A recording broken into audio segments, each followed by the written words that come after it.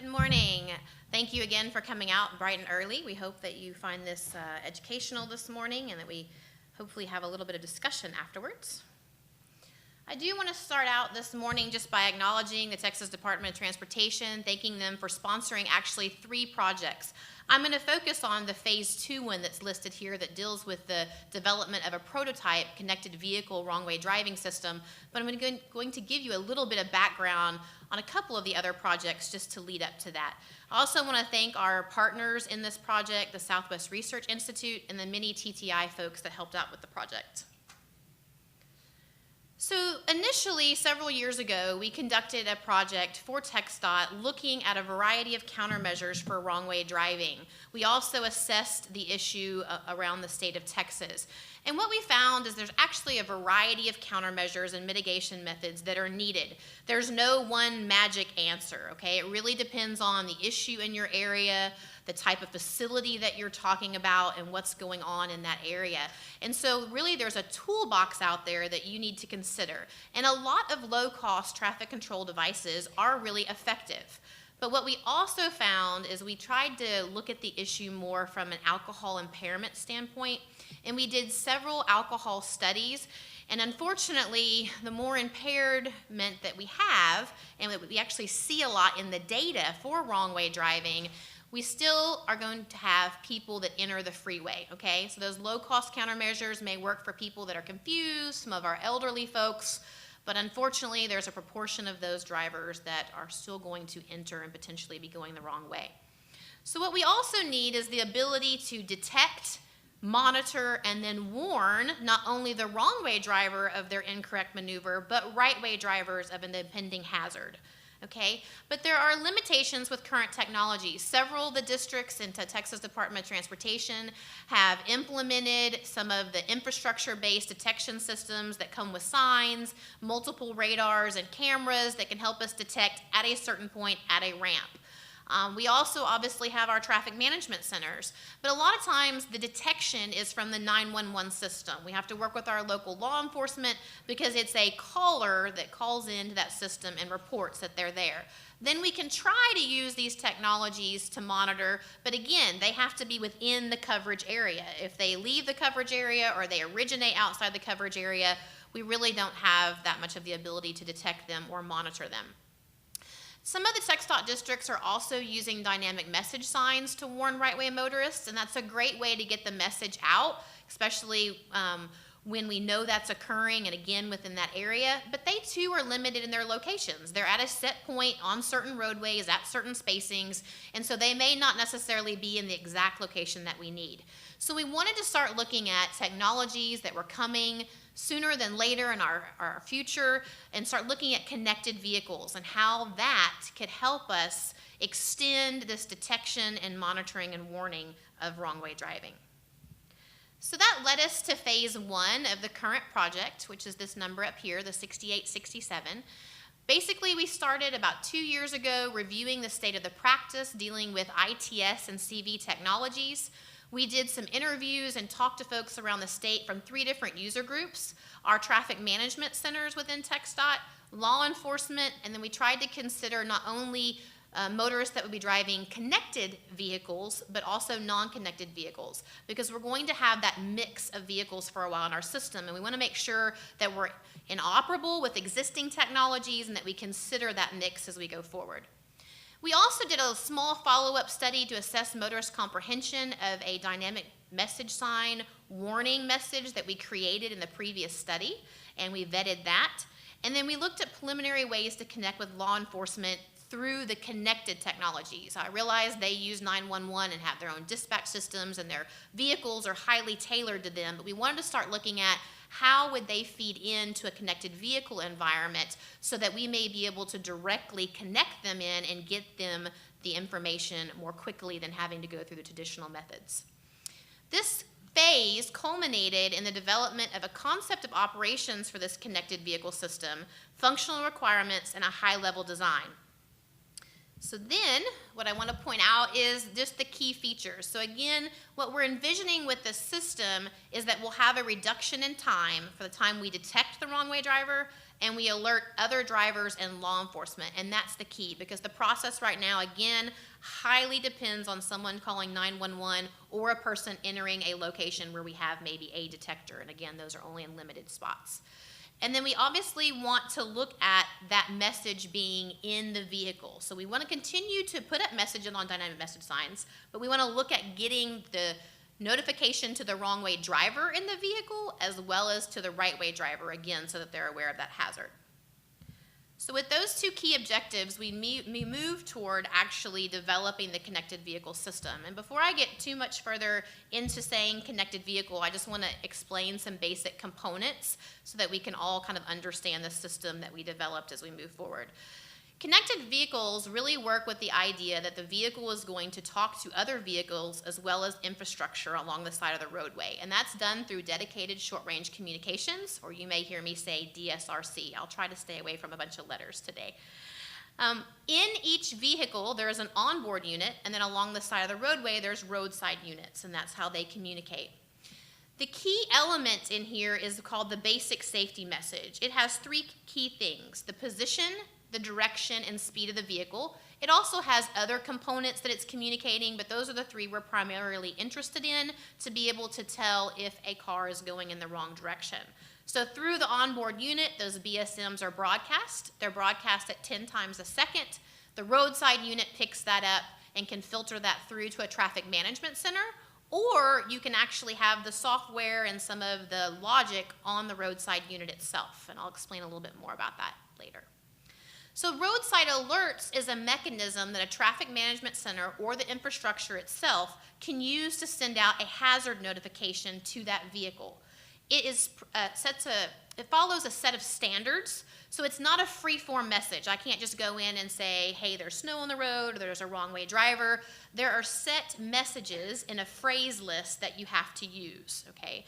And those can be strung together in a code to emit a warning out for the connected vehicles.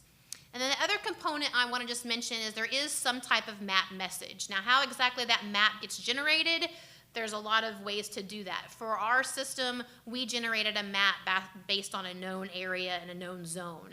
But there are multiple ways going forward as this technology comes out that may actually be applied.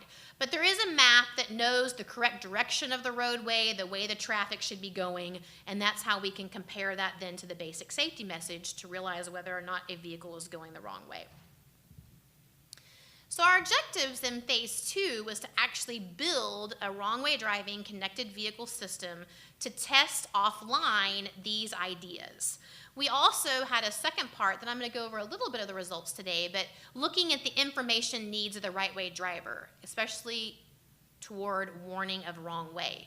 So as we start to look at connected vehicles, we're going to be pushing a lot of information into the vehicle, and we wanted to start getting an idea of what that may look like.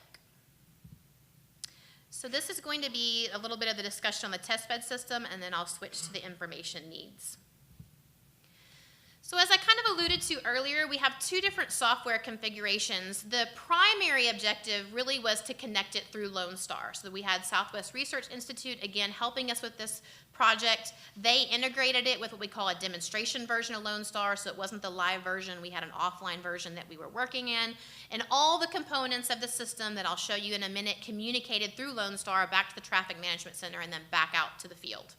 We also, as a secondary objective, worked on a self-contained application that would be located on the roadside unit. This could be used in areas that are not managed by a traffic management center, or at some point, if you really just want the system to communicate directly with itself and not have to filter through a main hub, it can do that actually in the field on a field computer. So the Lonestar configuration kind of looks like this, and I'm going to walk you through some of the components. The red vehicle here is the wrong way driver. That vehicle would be entering a ramp as shown here. Near the ramp, we would have some different equipment. This is pictures of the equipment at our closed course at the Texas A&M Rellis campus. We were using portable trailers that housed our power and things. These would be on more permanent poles on a real roadway application. But we have the pole here. At the very top of that pole is our roadside unit, okay, that has the DSRC communications, and I have a little blow-up picture there of that, okay, as well as some of the wrong way vehicle detector equipment. So I'm going to do a little bit of a blow up of that. Let me get there too. So you can kind of see in the background of the pole, there's a solar panel, there's the multiple radars. That's a separate pole that dealt with the infrastructure unit that we wanted to incorporate. We wanted to make sure that it was inoperable with existing types of devices like DMS and the systems.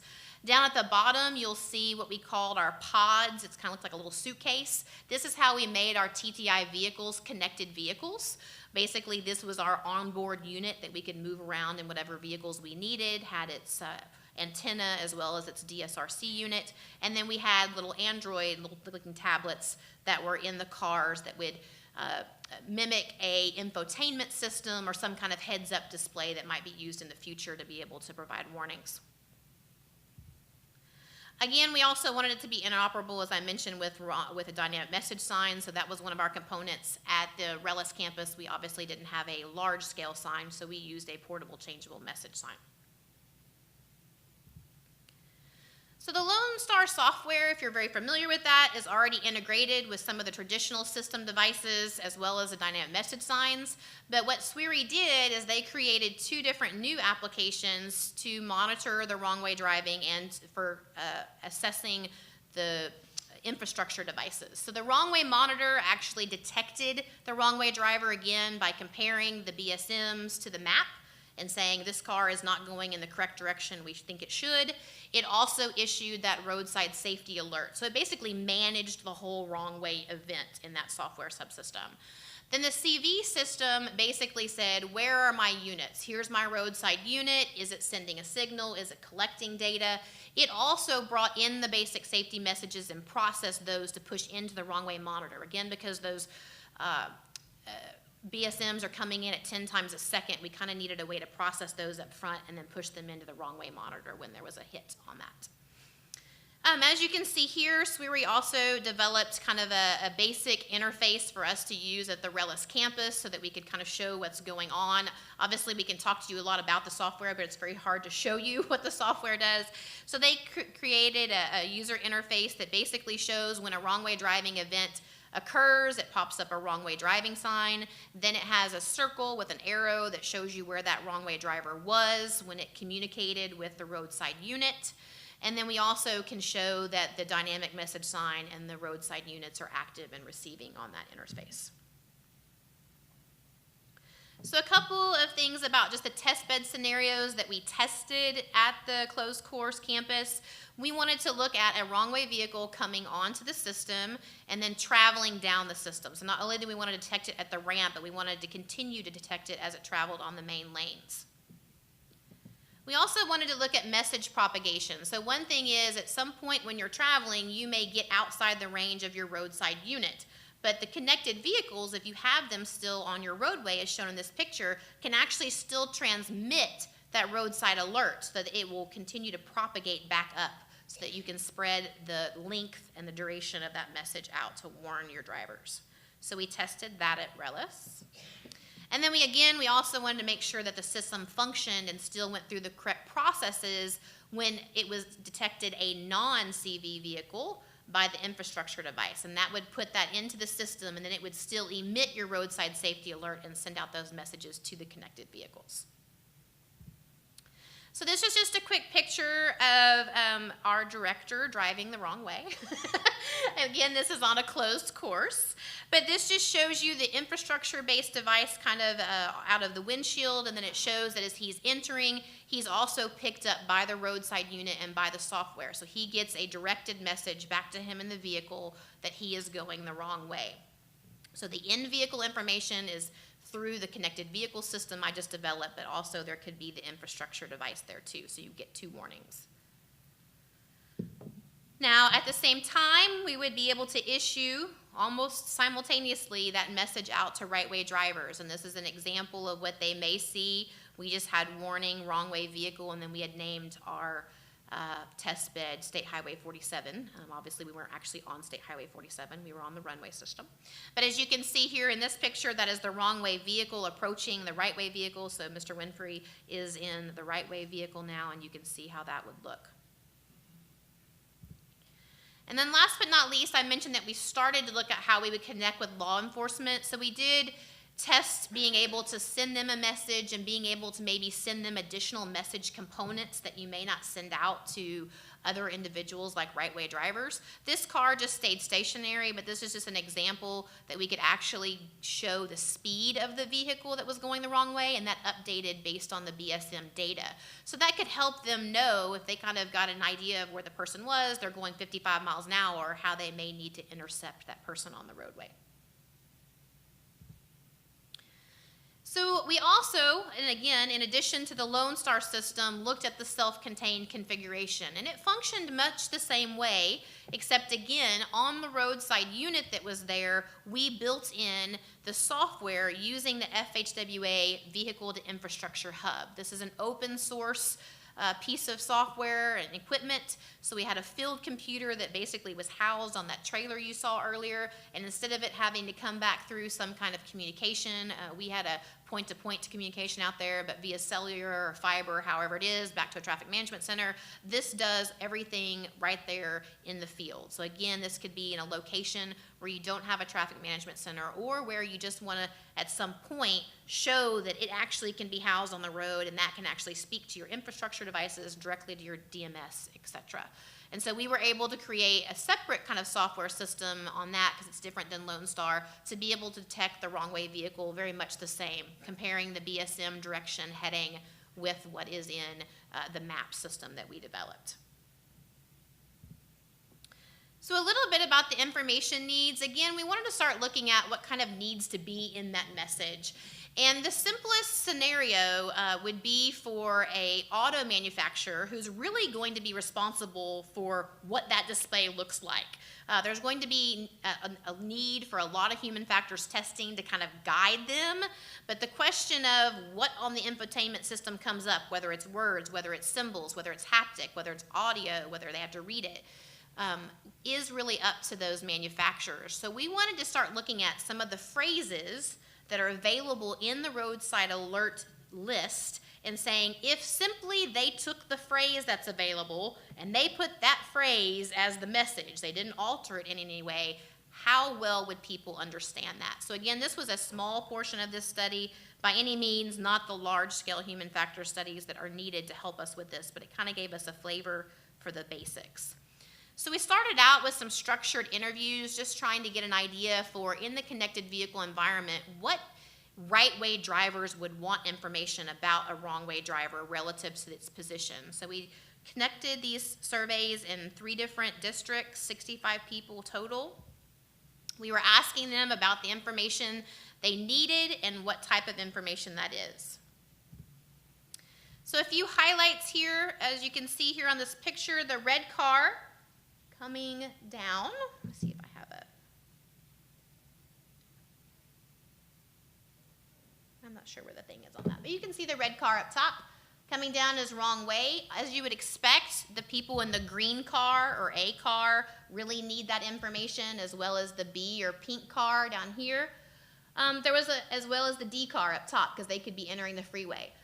Now with the C car here, we did explain that that car was not going to re-enter the freeway, but folks said, what if they change their mind? What if they're just getting off to go to a gas station or get a Pepsi or a Dr. Pepper, and they may want to get back on? So then they said, well, they may want that information as well.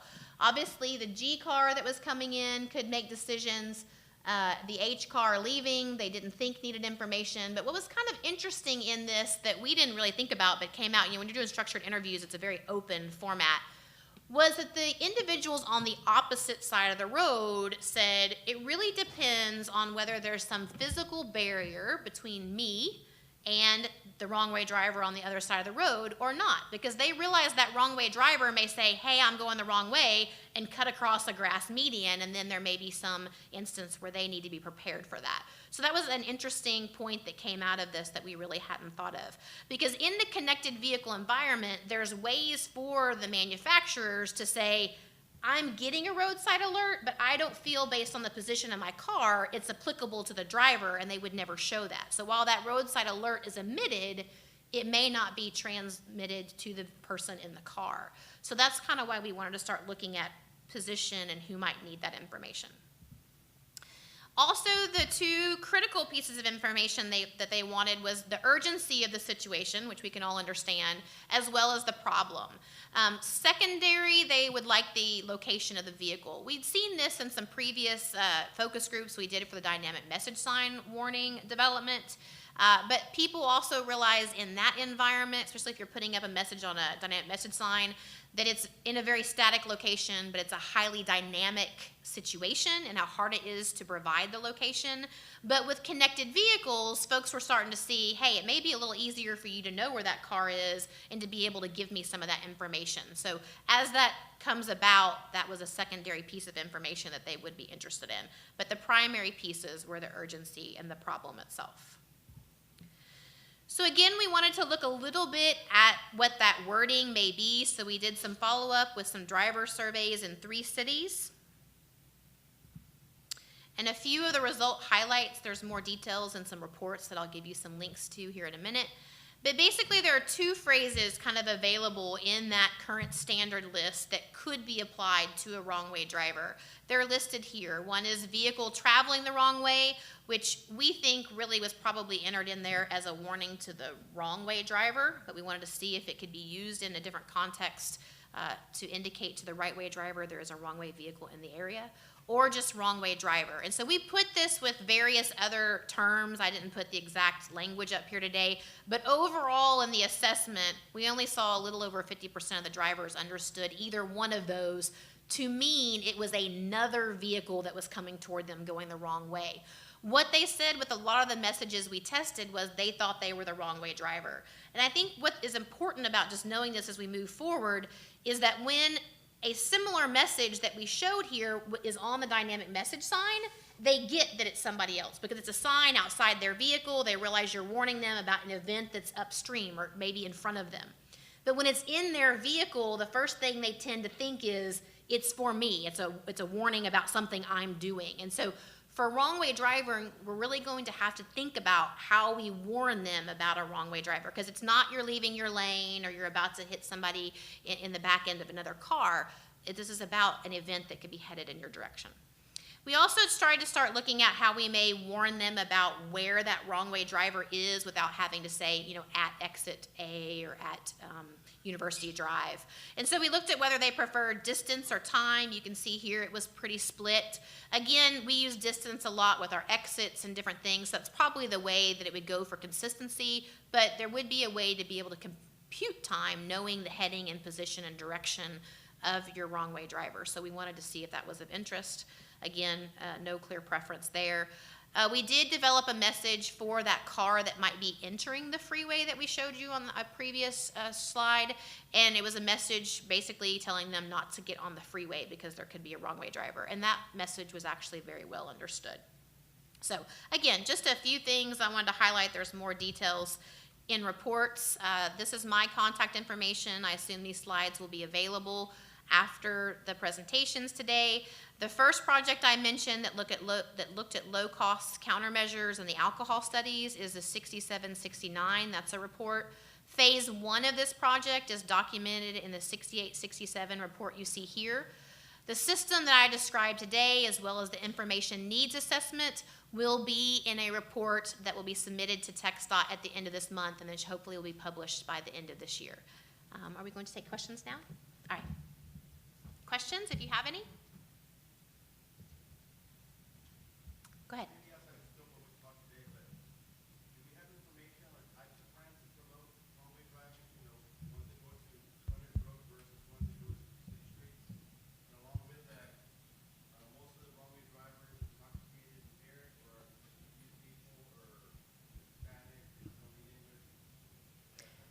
So we're going to go ahead and repeat the question. The question is, do we know if the wrong-way drivers, if the ramps make a difference as far as the configuration? And then if there's a difference in impairment or just confusion? And then if there's a difference in a language barrier? All right, so to the first question, we have not specifically looked at ramp style in Texas, but other researchers have across the United States. We do see some issues with partial cloverleafs because of the design of the exit and the entrance being right next to each other.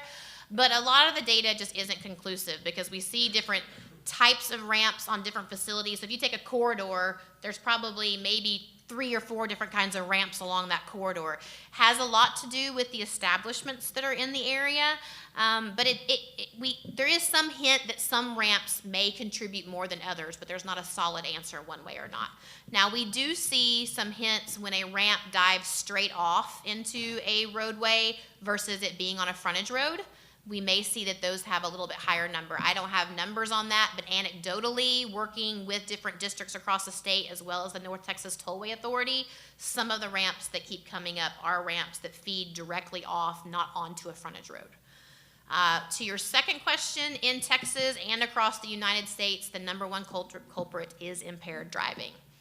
The much smaller segments are confusion, elderly, etc. But we see that consistently across the United States.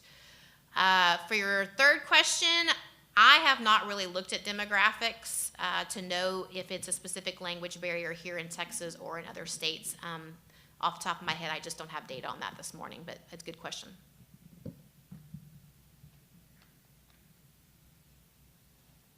Fairly significant amount of infrastructure to put in, and comparing that to, I mean, I know it's a concern, but how much that we're going to be able to solve, especially if the drunk driver. Have you looked into any kind of cost-benefit analysis in terms of, okay, we're going to do this much infrastructure and this is how much we're going to be able to prevent? So the question is, the cost is significant on these types of systems, and it's limited on who's affected by it. And so the question is there a cost-benefit analysis to be done to see if we make this type of investment, what the overall benefit would be? Very good question. The answer is we have not done a cost-benefit analysis yet, but what we're envisioning is that as connected vehicle technologies come online for other infrastructure needs, it wouldn't just be installed necessarily for wrong-way driving, but we could be able to tie in the software we've developed and start using it. So as this infrastructure comes online, we're ready to go with wrong-way driving so it can complement other systems. So I do not necessarily see it right now being implemented as a standalone system just for wrong-way driving. Last one. So this is connected vehicles. So if you have a connected vehicle, I'm going to say you've got a collision avoidance system on there, and you look at that. So it will, cars automatically stop when you have a head-on collision. The question is, if it's a connected vehicle, can you have the car automatically stop rather than actually have the collision with some type of collision avoidance system? And that's a good question too. And the answer is, I don't know. I'll be honest with that. What I do know is that, as we've mentioned here, we know wrong-way driving is a small number of crashes, but they're highly fatal. They bring a lot of media attention, okay? What we do know also is there are other systems on cars, but wrong-way driving is really not being talked about a lot in the CV or automated kind of world. So being able to know whether the systems are being developed within mind of a person coming at a high speed at a very short closing time towards somebody is kind of out there in this range of they know it exists, but we don't really know for sure how it's being handled. And I'm not an expert in that area to be able to understand that, as much as I've sat around tables discussing, and people are like, well, we can keep you in your lane, we can keep you from hitting from the back end, but you start bringing up wrong-way driving, you start bringing up kind of all the weird scenarios. I don't want to get into details today, but if you ever look at wrong-way driving crashes and what folks do, none of them are alike, and you would be just aghast at how they get on and drive around and what they do before they ever end up in a crash or maybe successfully or stopped. So there's a lot of questions out there on how systems within a car will be able to react to this kind of very odd situation that's kind of out there on the sidelines. So good question. I think it's something we need to look to. I just don't necessarily have the answer for that.